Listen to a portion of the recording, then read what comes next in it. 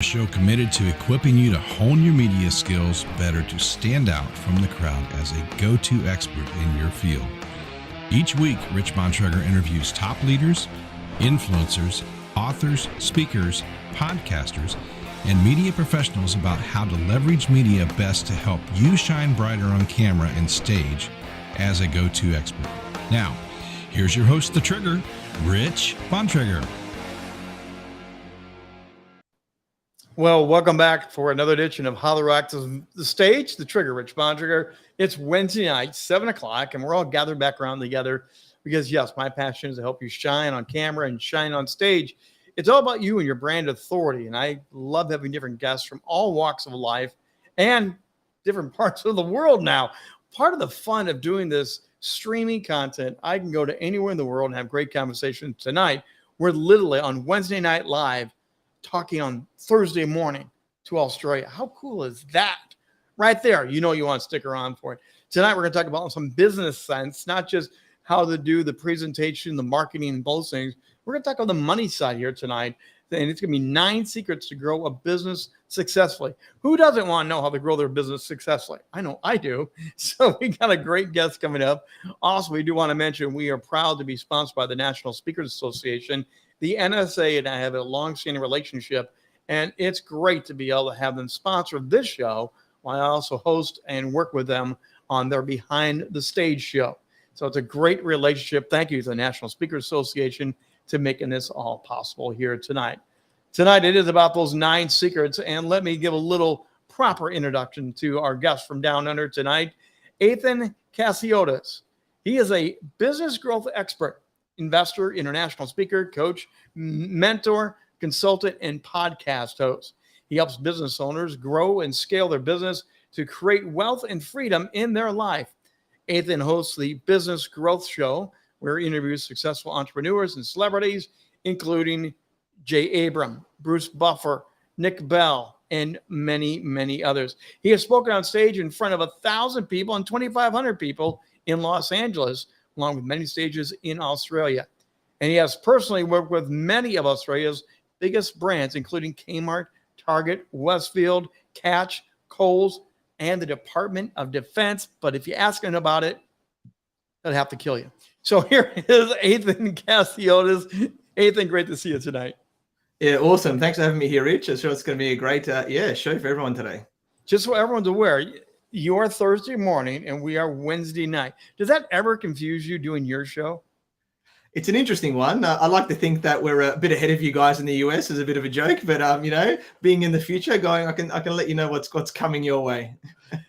So you have a long list of titles: growth expert, investor, speaker, coach, consultant, podcast. What's your favorite title right now that you like to be known as? Because we talk about branding here.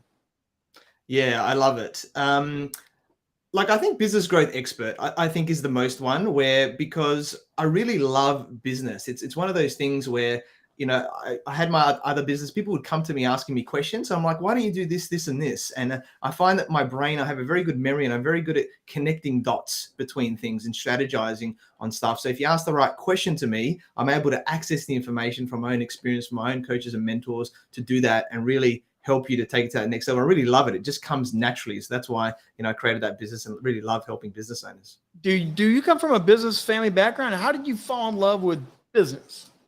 I didn't, no. So I grew up in a smaller city, Adelaide in South Australia here, and parents were high school teachers and wanted me to go down, the teaching route. I first started selling VCD movies. I don't know if you remember them, but they were on 2 CDs. A movie there like Fast and the Furious was one of them, and the first one when it came out. And I had one of the first burners, right? CD burners back then. So I made sure that I burnt it for as many as possible, 5 or 6 at once, because I knew others might have the burner and sell them for like $10.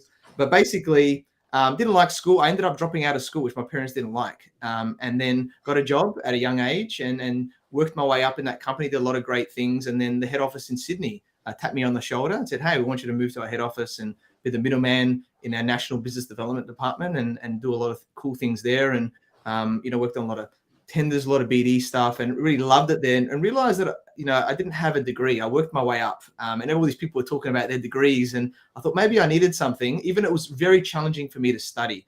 Like my dad, told me literally when I dropped out, he said, you'll never be able to study, him having 3 degrees. And my teachers, one of them specifically said, you'll never be successful, right? When I did that. And then my dad, even when I moved to Sydney, said, you won't last 6 months, right? So it was very old school type of limiting mentality there. But if you tell me that I can't do something, I say, watch me. And it was challenging for me to study, but I ended up getting into doing an MBA, a Master of Business Administration, did most of the core subjects, enjoyed it, and then I quit my job. I started my first business, waste management consulting, and did that, and really then finished it and did a lot of entrepreneurship and strategic management type things there. And that's what I loved it, even though it was challenging. But when you really enjoy something, I think, you immerse yourself, and that's when you really know you're in the right area there. And then, that's sort of where it flowed on from. And I just kept, investing in myself, learning from many coaches and mentors and through my own experience. And then, you just grow over time, right? We weren't this person always in our life, right? We've, worked on ourselves to get us to this point. What a journey though, to get you to where you are now, that you're a mentor, you're a coach, you are an expert in this area. And so let's get into these 9 secrets, because you've learned over your experiences, there's 9 secrets you believe of growth of a successful business. We want to make that very clear. This is a successful, financial, stable, growing, thriving business, right? Definitely, yes. These are the 9 secrets. So I have a fast track MBA system that I call it. So it's like, these are all the 9 key areas that if you make sure you do all of these well, you're going to have a successful and sustainable business that's going to continue to grow. So firstly, I have 3 sections. There's the design section now, phase, which has 3 parts to it. And this has strategy, planning, and mindset. So these are really key to really design these, the really key foundations to then move forward. And then once we get that right, it's the deal phase. And in the deal phase, we have branding, marketing, and sales. And they all work together to grow the business successfully. But then what you need after that is the deliver phase. And that is your numbers, your systems, and your leadership. And these are really the key areas to make sure that you are successful. You're not just growing the business, but you've actually understanding the numbers, putting the right systems in place, and being a great leader, because we can't do business by ourselves. We need people to help us, along the journey as well. So we've only got 30 minutes here, just so you guys are aware. It's rapid fire round already. Let's talk about mindset, though, because I think, as you said about your own family, that limiting mindset, I think is very pervasive. I think so many people are stuck at mindset, so they never act. How do you get over that? What do you coach? How do you help people with that mindset reset? Yeah, I think mindset is the most important, because I can teach the same thing to 10 different people and get 10 different results. And the reason is because of the mindset, right? We've all got different limiting beliefs and things that our parents or how we grew up that we don't really know, but they're in our unconscious mind. And I gave you some examples of some, from my dad especially, and teachers. So understanding what they are. So what is it for you? Do you think business is hard? Do you think sales is hard? Like, I'm not good at sales, or whatever it is, right? Like, what is the limiting thing for you? When you understand that, one key thing that I'll say is I have a 3-step system, right? That you can really change this very simply is when you have that thought, you catch it. You catch that limiting belief and go, okay, I don't like sales, right? We'll use sales as an example. And then it's like, okay, well, what's the next thing? What's the ideal thing that I actually want, right? Like in there, like maybe what's the opposite of that? Like, I'm a master at sales, I enjoy sales. Like, stack them, like, what is it? What's your ideal self that you want to be? Believe that. So flip those around, and then basically you use it as like an affirmation or an incantation or something, where say it to yourself. Say it out loud a few times, or if you're in a public area, you don't want to look a bit, crazy, then maybe just say it in your head a few times. But write it down. What I do is I write it down on a notes, in my phone, in an app, and then just in my notes. And then every day for a while, I would keep telling myself this every day. Sometimes, if you're a visual person, you can write a big one down, right? Like in front of you, so you see it, or maybe record yourself saying it and listen to yourself. Like, depending. I love sales. I love sales. I love sales. It's an interesting one, right? But it's funny, because if you're really, if you hate sales, right, as the belief, yes. If you keep telling yourself you love sales, eventually the unconscious mind is going to go, I love sales now. That's just me. And you won't have to tell yourself anymore because it'll be part of you. And you watch your sales results will change completely right after that, or whatever area of your life or business that you choose to do. And it doesn't always have to be the negative thing. You could just add positive things that you want to believe. But I think the biggest shift is when you flip those negative ones into the positive ones, because that could be one difference, that could change your whole business trajectory.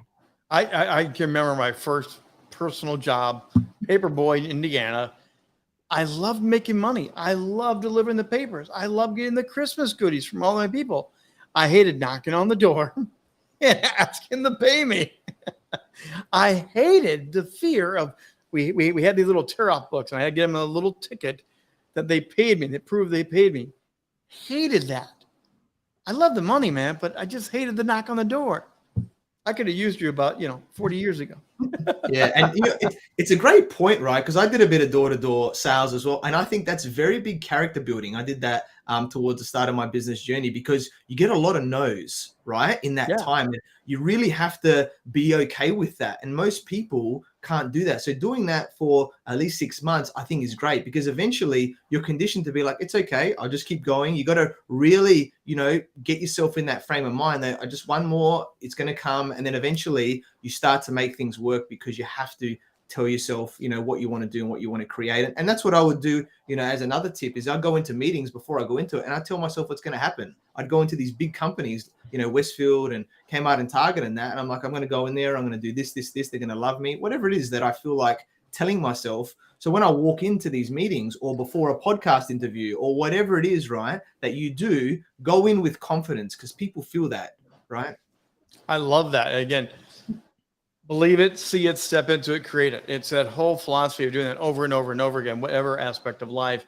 By the way, if you're joining us tonight, you can always ask questions. The chat is open. We're on multiple channels tonight, going around the world to Australia, where Athin is at. So please feel free to drop a comment, a question, and join in the chat conversation. Again, 9 secrets. Let's talk a little bit about that strategy and planning one, because people have big dreams, but again, one of the things they may not be good at is the actual engineering of the plan to get the result they want. Definitely. And, strategy is really the key foundation. Like, what is the direction of our business? Like, what is the vision? What do we want to create here? And what is the business model? Like how are we going to make money? And there's a lot of different elements of strategy, because if you're on a ship, the Titanic, if you're going a few degrees off, you might hit into that iceberg, right? That glacier and crash, which we don't want to do, but spoiler alert for the people that haven't watched Titanic, but that can happen, right? So we don't want to be going in the wrong direction. We got to make sure we're heading in the right direction, and we've got a key foundation like a house. That concrete is, filled in right. So then we can build on that. So really understanding that business model, how we're making money, what's the vision, what's our purpose of our business, our mission, our values, how do we do what we do, right? Really, really important. And then it's the planning. The planning is more the tactical stuff about going, we've got this big vision, this big strategy, this business model. How are we going to actually make that happen?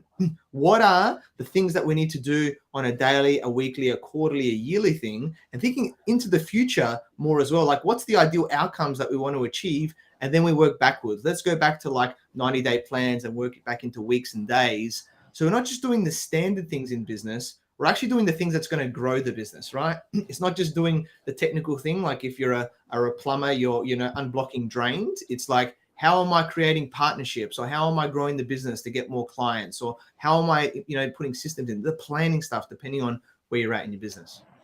Now you're giving us 9 secrets to that business success. I'm also imagining there's a team within that business success, because most of us cannot wear all these hats that you're describing. Like, I'm a visionary, I'm a planner, but I am not always the best implementer, the detail person. I need that team to flesh it out. Where's that team concept coming here within the 9? Yeah, definitely. That's in the leadership section. So that's in the deliver phase where leadership comes into it, because you're right. You can't do it all by yourself. And at the start, if you are by yourself, you can't, it's very challenging to wear all of these hats, right? Like, you only have a certain amount of time. So as you grow, whether it's, virtual assistants or specific people locally that you work with, depending on what you do, then you need to grow, and you need to actually become a leader, because people need to follow you. They want to be able to follow you and go, oh, I like, the behaviors that Athin is demonstrating, the way he does business. We've got some great values here and the way I enjoy going to work. And yes, I would follow Athin into battle, so to speak, or on to achieve our mission. That's really what it's about, right? Is getting people involved in that purpose, that mission with those values, and understanding that we have to have like a philosophy, and a leadership is more about empowering the people below us. It's giving them the credit, I would say, right? And we take all the blame, right? If something goes wrong, it's because we didn't train them right. It's not because that person didn't do it right, even though you may think that, but we need to take it off the blame. If that's okay, how do we make this better? How do we put better systems in place to make you better? And then, when they do something great, like even if we were the strategist and we came up with the idea and they implemented, like, well done for doing that, because we needed them to implement that as well. Visionary leaders, which I've hung out with many, I've had the privilege of leading, being a part of. I think the phrase you just brought up is if it goes bad, you have to take it. I've coached people. You lead it and you take the hits. You protect your people so they can keep down in the trenches. They can keep moving forward. But if they take the hits and you only take the accolades, they're jumping ship pretty quick. Part of being a visionary leader is saying, I'm here, good, bad, and ugly, and I will protect my team. I think it's a golden nugget that you put that here, because a lot of people miss that within this successful business strategy. They just want to make the money. They don't think about the other side, that this is going to hurt sometimes. That's right. And especially now where, the current financial climate, and I know in Australia, and I'm sure it's all over the world, that the job rate is quite low here. So it's very hard to find talent, good talent, locally, and then you try and find people overseas. So you really need to create a great culture in your business so people want to stay. Otherwise, they're going to be like, why would I want to be here? It's a crappy leader. I'm going to go to this other company and see what they're like. You want to be like, if someone approaches them, go, you know what? I love Athin. I'm not leaving him. Like, I'm enjoying it here. So it's in your best interest to do this to grow your team. All right, now let's get into what we love here at Rock the Stage. Well, let's talk about the branding, the marketing, things like that will help generate the sales. We're talking a lot. Well, break it down a little bit. Help us out. What's the best way to get that branding and marketing engine going well? Yeah, I love it. This is very key, of course. And branding is really the first step. And a lot of people don't think about this, where, we have a brand, and the stats show that it's like 77% of consumers buy based on the brand, right? So this is massive, and they need to be able to trust the brand to buy from it. So, we all have a brand. We have a personal brand, and we have a business brand, and even potentially a product brand as well. So understanding that us as a person, even our LinkedIn profile is a personal brand. Then you can go to the next level and build your own website and do other things with your personal brand. So there's one element there. And then you have your business brand, if you're calling it a particular name. And there's benefits with having both. And I think a personal brand is really important, because in the end, if we touch on the sales part as well, is that people buy people. They don't buy products and services. Yes. Remember that, right? So if you got 10 people offering the same thing, why are they going to choose you over the other 10 people? So this is where your personal brand comes into it. How are you elevating yourself? Do you have a podcast? Are you getting on podcasts, right? Are you getting on that interview? Are you surrounding yourself with influential people, potentially some celebrities? Are you speaking, whether it's virtually like this or on stage? Are you an author? Are you getting into articles? Like, do you have testimonials that show that you know what you're doing and you got client results there? Like, all of these build up your authority in your personal brand. So that's how you're going to differentiate yourself for everyone out there going, oh, I really like what Athin's doing. Like, none of these other guys really compete because Athin's on this other level doing all this. I want to chat to Athin because this sounds even better. Well, and everything you just described is not expensive. For you to be the brand, as you're describing, you are the brand. Athin is the brand. Trigger is the brand. Whatever it is, you are the brand. To be on a podcast, to be interviewed in a magazine, to do some of these things, they're not really expensive, but far too many people are not doing them. So you're right. When you step out and do some of that, it's like pouring gasoline on a fire that's already going well. And there's a separation that happens. That's what you really want as a business strategist, right? You want to get the separation away from everybody else. That's right. So how you position yourself and position your brand, there's a whole things around that. But then once you've got an element of your brand, then it's about the marketing engine, right? It's like, how are we attracting leads to us? And I think I heard a great analogy about, it's like a chair where a chair needs 4 legs, right? A normal chair, at least, to stand. So have you got at least 4 methods where you can attract leads to yourself? So, as an example, like, you might have an ebook. I've got an ebook, right? Or multiple ebooks. That could be one method. It could be, your podcast or one area there. It could be like other elements that you have different lead magnets to get people, or, ads that you run, landing pages, events. There's a lot of different ways that you can get leads. So understanding, you don't just want to have one lead source. Like, you don't just want to have Facebook ads, for an example, because what happens if, Facebook shuts down tomorrow? It shut it down for like a few hours. I remember like a year or two ago, and like, what happens, right? What happens is your account gets suspended for a short period of time that you don't know about, right? So you need to protect yourself, risk management mentality here, to have leads coming from different areas. And then ideally having like a CRM system. This gets into the systems area, but having a CRM system where you can manage that, understanding where they are in that marketing and sales process, and then getting them through to the sales section, so you can close those deals. So since you brought up systems, let's go into numbers and system. This is the part everyone hates about business strategy, about business. I've had people ask me, do the numbers really matter? How many likes, how many this, how many responses, how many opens on your emails? Yes, they matter, don't they, Athin? They definitely matter. And I always don't like to do absolute words, because I'm an NLP master practitioner with mindset. So you said everybody hates numbers and systems. I wouldn't say that, because some people do love them, but it's probably a very small percentage of people. And that's the people that we want, right? The people that love that stuff to be able to help us in our business. But yes, a majority of people, especially, they may not understand them, and they can be challenging. So it's numbers first. Like, what are the key number metrics? Rich mentioned some there, but like, what is, like, how many leads are you getting? What's your cost per lead if you're doing an ad strategy? Like, some of your social metrics about how that reach is going. How many clicks are they doing? It could be like your conversion percentage is a massive one. When you get on, let's just say as an example, on a call with someone to sign them up to your product or service, is that then converted into a client? So what's the percentage, right, that you convert that? Lifetime value is a great one, where what's the lifetime value? They might buy multiple times from you. So one client, not all of them will, but if you work it out on an average, if you've got a $3,000 product, just use an example, but then you may have a $10,000 or a $20,000 thing that people can do, but maybe the average is like 15,000, or maybe the average is 8,000, because some people go to that, some people don't, but that's really what each client's going to cost. So you start to understand and predict things with numbers. And there's always the saying,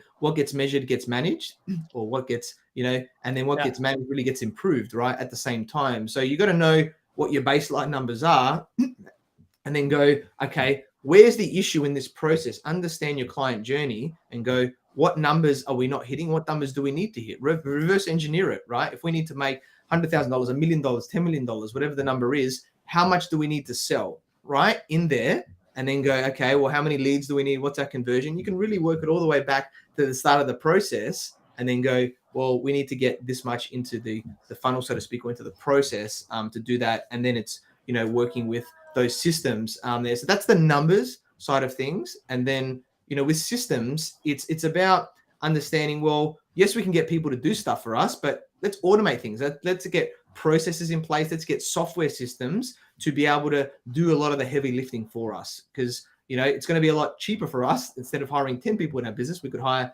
5 people in our business and get systems to work for us. Or it's also from a risk management perspective. So what happens if somebody leaves your business?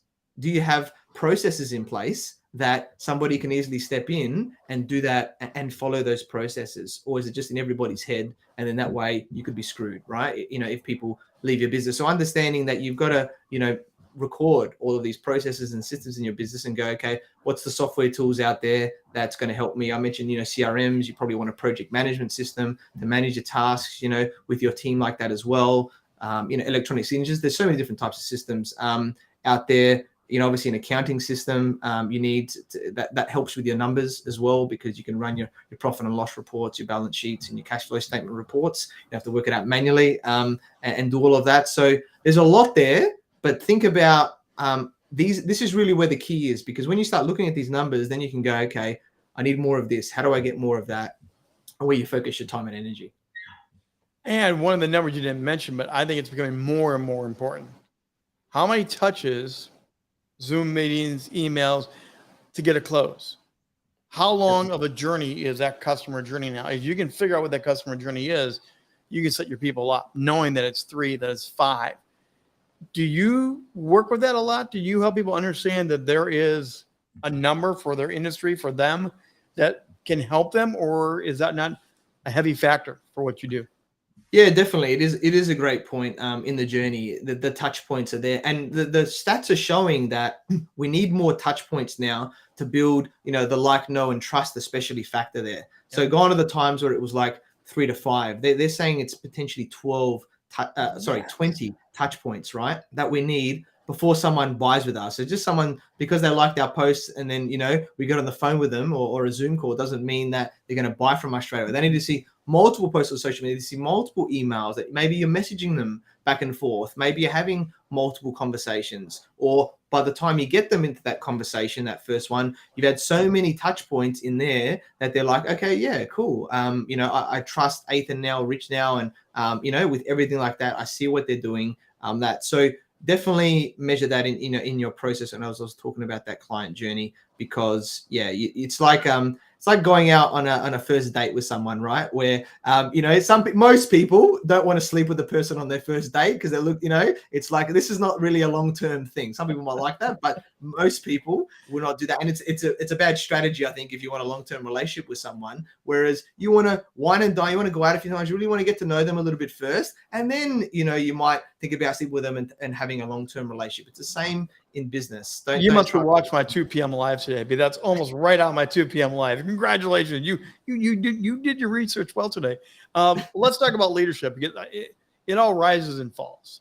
And one of the things that I've learned in leadership is often the leader is the lid on the organization.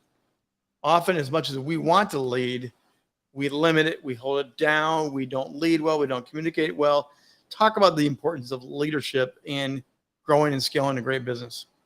Yeah, it's a great question. And this is really the biggest one, because the thing is we're really good at what we do. And the fact of the matter is that the people that work for us are likely not going to do it as good as us, right? So if they do it 80% as good, that is a great result. Don't expect them to be as great as us, because they're not. Everyone's different, right? And you want to put in the processes in place so they can do the job as well. And there's going to be a few mistakes, and you got to improve that over time. If they do 80% as well, if you get another person, that's 180%, right, of output there. And you can keep adding 80% as you grow on. So be aware of that. And I guess the biggest difference, of a mindset of a leader that's got a very successful bigger team and one of a smaller leader, is actually letting go, allowing people to go, oh, I really like this, and I really enjoy this, or I don't want other people to do it because they might stuff it up, right? Where it's like, you know what? I need to let this go and pass it on. Yes, there might be a few challenges or whatever. They might not do it as well as me, but it doesn't matter, because a lot of these other tasks are not really where I need to be focusing on. Because as the leader in the business, we need to be focusing higher level on the strategy of the business, because we can't always do the same thing always, because there might be competition copying us. We need to innovate the business. We need to change. We need to add new products and services. Maybe there's so many things that we need to be thinking about. The revenue generating activities, right, as a leader as well, is more of the things, not just the day-to-day on, setting up something small on the side or editing a video or something like that, right? Like, that's not going to help grow the business, editing the video. Yes, it will indirectly through there, but focusing on the more higher level tasks, understanding what those high level tasks are, and then allowing others to help you and relinquishing that control. It's the scariest thing for a leader to hand off the ball. It's the most liberating and best thing for your business to hand off the ball. You will clone yourself. You will replicate. And especially in this day where you are the brand, you have to stay in that brand. You have to stay at the front center of your business. You can't be on the floor doing everything anymore. So if you are not cloning and replicating and cross-training, you are setting yourself up for failure from the very beginning, because you'll never hand it off, will you? That's right, definitely. And I would say, just from a numbers perspective, like, look at offshoring people, some virtual assistants or some other people initially, because depending on the countries that have lower cost of living, that can help you to hire someone initially in a role without having to pay a few more times the cost potentially in your own country. It's not to take money away from people, because I think that you need a combination of local as well as online people, depending on the business. There's a lot of factors there, but get somebody in for a lower cost that can still do the job well, and that will then allow you to grow more and then, hire more people as well. Athin Cassiotis is with us here today, and he has a gift for everybody. We're going to bring this up right now and let you see. We're going to take you to his website. Really easy here, Athin. They're going to scan the QR code. They're going to go to your website. And what do they get when they go to your website? Yeah, I've got my awesome ebook, which is the 6 Keys to a Bulletproof Business Mindset. So go on there, check it out. Some awesome stuff about, I talked a lot of mindset stuff now, and I go deeper on a lot of these strategies to really have that real key business mindset. And I also, through that as well, I also have my Business Growth Summit. So if you want to get some free taste and learning more about these 9 secrets to growing a business successfully, I have a virtual event that I do called the Business Growth Summit for a couple of hours. And it's in the morning. It's a similar time to now, right, of the day. So it's sort of in the evening in the US, which is the morning here. So it works well for the US too. If you go to businessgrowthsummit.com.au, go there, and that one will show you a lot more. Like the ebook will be great on mindset, but I'll show you all of these 9 areas and go much deeper than we have today, just due to having more time. So that would be a really powerful one. And obviously, follow me on socials as well. I'm all on the main platforms like Facebook, LinkedIn, Instagram, and YouTube with my show as well, my podcast. So there's a lot of great value out there. So feel free to reach out on any platform. I'd love to have a chat and see if I can help you. All those streaming along. There's a long list in the chat for you to go mine, surf, connect, have a great time. Athin's great to have a conversation with. And again, he is a business strategist, investor, international speaker, mentor, consultant, podcast host. You do need to check out his podcast. Go find the one where Athin interviewed me. It was, we had a fun time, didn't we? We did have a fun time. It was a great episode. Definitely check out Rich's episode on my podcast. Athin Cassiotis, what's your final say? What's the best tip you can give everyone as we wind down the conversation tonight? Yeah, I would say that step into your true identity. Who do you want to be in the future? And believe that you are that person now. And what are the beliefs that you need to have? And then once you step into that identity, I am this, and you have that beliefs, that's what's going to be the thing that's going to take you to that next level in your business. I love it. Athin, thanks for being with us early morning over in Australia. 7 o'clock here on the East Coast in America, but thanks for taking the time to be on Rock the Stage tonight. Thanks, Rich. That's going to do it for this edition of How to Rock the Stage. But I do want to let you know we have something special coming up, and I am really, really excited, and I want your help. We are going to be having a part of the National Stutter Awareness Week. I have battled a stutter all my life. I have made a career in broadcasting, television, interviewing. I love what I get to do, but the stutter still remains. Every year, I help support National Stutter Awareness Week. We're going to do an I Stutter Week. Many of you know about 2 p.m. Live with the Trigger. I want to find people that have a stutter, have overcome a stutter. You have a story about a stutter? I'd like to put you on my 2 p.m. live show and be a part of that. The easiest way to join in on this conversation as we share this out globally, send me an email, rich@richbontrager.net. That's rich@richbontrager.net. Would love to have you contact me, share your story, and let's help raise awareness. Let's educate people. Let's inspire people, because stuttering is really not something we should be afraid of. We just have to learn to accept it, embrace it, and work around it, as I have and countless others have. You'll be amazed as we go through that week coming up on May. You're going to learn about people that you know, admire. They have a stutter, and you're going to learn something new. That's going to do it for this edition of How to Rock the Stage. Again, I'm the Trigger, Rich Bontrager. You want to learn more about us, go to rockthestagemedia.com. Until next week, I'm the Trigger. Thanks to Athin for being with us, and we'll see you here once again next week at 7 p.m. live.